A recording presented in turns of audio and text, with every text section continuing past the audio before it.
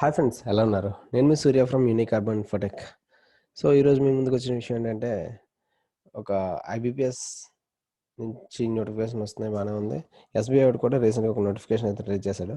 కాకపోతే ఇది apprentice. So apprentice అంటే అది పర్మనెంట్ జాబ్ కాదు. ఇందులో అసలు ఈ జాబ్స్కి అప్లై చేయాలా వద్దా, ఇన్ కేస్ చేస్తే శాలరీస్ ఎలా ఉంటాయి, ఎన్ని సంవత్సరాల జాబ్ ఉంటుంది, తర్వాత ఉంటుందా, ఊడుతుందా? సో ఈ విషయాలన్నీ తెలుసుకున్నానికే ఈ వీడియో చేస్తున్నాను. So let's enter.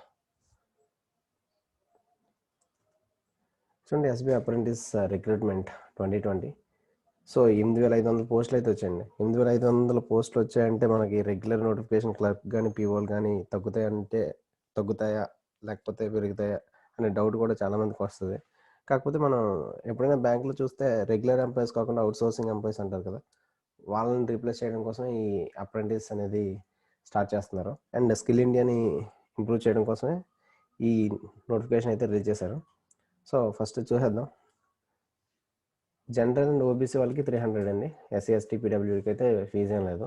సో ఇది 20th నవంబర్ని స్టార్ట్ అయింది అప్లికేషన్, అండ్ లాస్ట్ డేట్ వచ్చేసి December 10th. సో 25th వరకు అప్లికేషన్ ప్రింట్ చేయించుకోవచ్చట. డేట్ ఆఫ్ ఆన్లైన్ ఎగ్జామ్స్ అనేవి జాన్యువరి అని చెప్పాడు.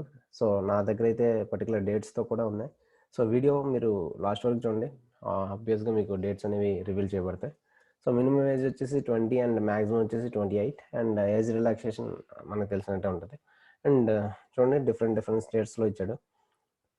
అండ్ దీనికి మెయిన్గా కావాల్సింది ఏంటంటే ఆ లోకల్ ఏరియాలో లోకల్ లాంగ్వేజ్ తెలియాలి. సో మన ఆంధ్రప్రదేశ్కి వచ్చేసి 620 ఉన్నాయి ఇక్కడ. అండ్ ఆబ్వియస్గా మనం చూసేది తెలంగాణ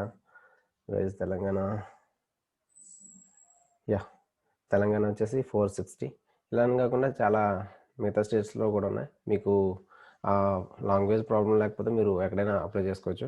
ఫర్ ఎగ్జాంపుల్ ఉత్తరప్రదేశ్ చూడండి, హిందీ అండ్ ఉర్దూ 1,200 పోస్టులు ఉన్నాయి.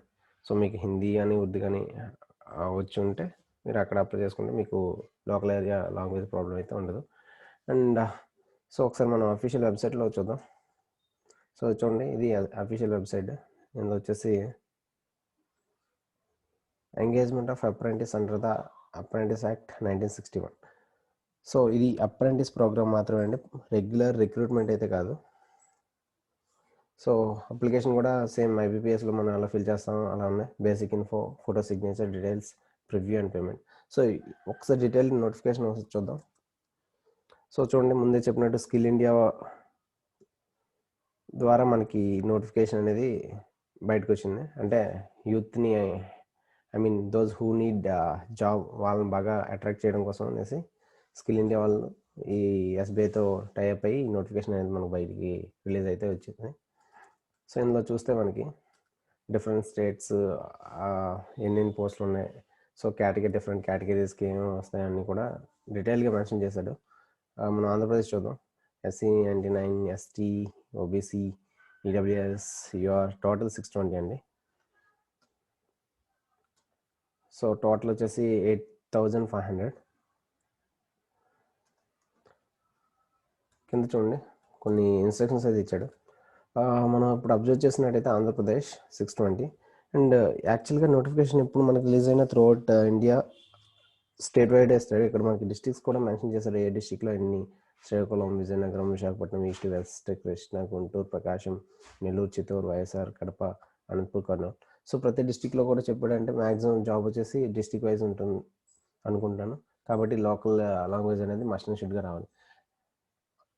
అండ్ అలా చూస్తే మనకి మిగతా డిఫరెంట్ స్టేట్స్లో ఎక్కడెక్కడ ఏమేమి ఉన్నాయి. సో మినిమం ఏజ్ వచ్చేసి 20 and 28 మ్యాక్స్. సో ఎలాగో మనకి రిజర్వేషన్ ప్రకారం కొన్ని ఎక్స్టెండ్ అవుతాయి కదా, అవి కూడా ఇంక్లూడ్ అవుతాయి. అండ్ డిజేబిలిటీ వాళ్ళకి ఉండే రైట్స్ అండ్ రిజర్వేషన్స్ కూడా ఉంటాయి. స్క్రైబ్ గురించి మనకి దోస్ హూ నీడ్ స్క్రైబ్ ఒకసారి ఇవి చూడండి, స్క్రైబ్ వల్ల వాళ్ళకి ఏమేమి కావాలి. అండ్ ఎడ్యుకేషన్ క్వాలిఫికేషన్, సో ఏదైనా ఇన్స్టిట్యూట్ అండ్ యూనివర్సిటీ నుంచి డిగ్రీ ఉండాలండి, గ్రాడ్యుయేషన్ అంటే. సో 31/10/2020కి డిగ్రీ కంప్లీట్ అయ్యి ఉండాలి. సో ట్రైనింగ్ అనేది 3 years అప్రెంటిస్ అంటారు దీన్ని. అండ్ ఇందులో ఇచ్చేది శాలరీ అయితే కాదండి, స్టైఫండ్ అంటారు అప్రెంటిస్లో. సో ఫస్ట్ ఇయర్ వచ్చేసి 15,000, next year 16,500 and third year 19,000. ఇక్కడ చూడండి, apprentice are not eligible for any other allowances and benefits. అంటే మీకు వచ్చే స్టైఫండ్ మాత్రమే. ఈ రెగ్యులర్ ఎంప్లాయీస్ లాగా ఈ ఏమంటారు అట్లా డిఏలు, అలవెన్స్ మిగతా ఉంటాయి కదా, హౌస్ రెంట్లు ఇలాంటివి కూడా మీకు ఈ పోస్ట్కి అయితే అప్లికబుల్ కాదని చెప్తున్నాడు.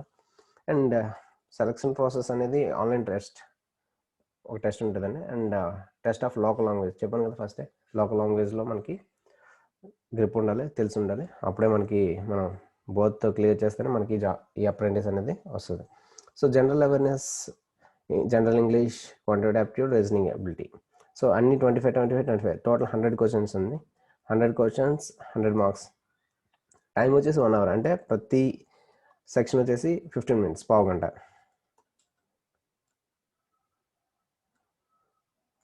సో ఎగ్జామినేషన్ సెంటర్స్ మనకు తెలిసింది, మనకైతే చాలా ఉన్నాయి, ప్రాబ్లం లేదు. Guntur, Kadapa, Kakinada, Kurnool, Nellore, Rajahmundry, Srikakulam, Tirupati, Vijayawada, Visakhapatnam, Vizianagaram. So most probably in digital జోన్స్లో వేస్తాను అనుకుంటున్నాను. సో ఇవి ఎగ్జామినేషన్ సెంటర్స్ కోసం. And test of local languages already చెప్పాను. ఇక్కడ చూడండి, this is not an employment in bank. ఇది జస్ట్ అప్రెంటిస్ మాత్రమే, ఎంప్లాయ్మెంట్ కాదు అని మళ్ళీ మెన్షన్ చేసి కూడా చెప్తున్నాడు. ఎందుకంటే 3 years తర్వాత తీసేయచ్చు. ఇక్కడ చూడండి, SBI shall have no obligation to offer regular employment to apprentice during and after the completion of the apprenticeship period. After completion of the apprenticeship period, candidate will be relieved from the respective work area. అంటే 3 సంవత్సరాల తర్వాత permanent employment అయితే ఎవరు, మిమ్మల్ని అక్కడి నుంచి తీసేస్తారు. అయితే ఈ జాబ్ నేను అప్లై చేయాలి. ఎందుకంటే సో ఫస్ట్ ఇయర్ స్టైఫండ్ వచ్చి 15, తర్వాత 16,500, తర్వాత 19. ఎవరికైతే చాలా అర్జెంట్ జాబ్ అనేది అనుకుంటారో, ఎవరికైతే బ్యాంక్ జాబ్స్ రాస్తూ ప్రాక్టీస్ కోసం అనుకుంటారో వాళ్ళు, ఏముందండి 300 రూపాయలు.